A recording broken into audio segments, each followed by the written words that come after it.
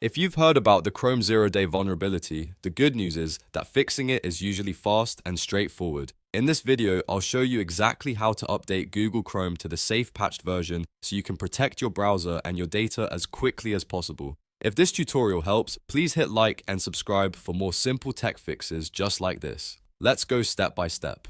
First, open Google Chrome on your computer. In the top right corner of the browser, click the three vertical dots menu.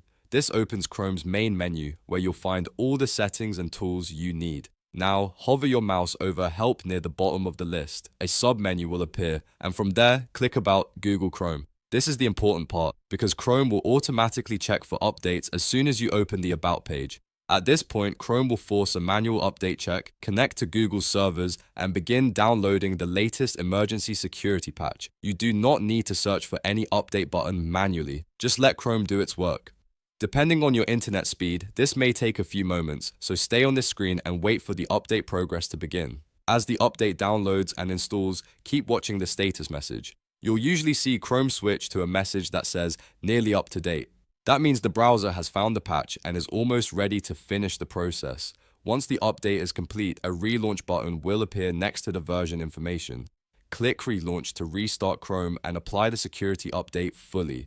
This step is essential because the patch does not take effect until the browser closes and opens again. After Chrome reboots, you should verify that you're on a safe, fully patched version. For Windows and Linux users, look for version 149.0.7827.102 or higher. For Mac users on Mac OS, look for version 149.0.7827.103 or higher. If your version matches or is above those numbers, your browser is protected with the latest fix. If you don't see the correct version yet, repeat the About Google Chrome step again and make sure the update finished completely. In most cases though, Chrome will update automatically once you relaunch it.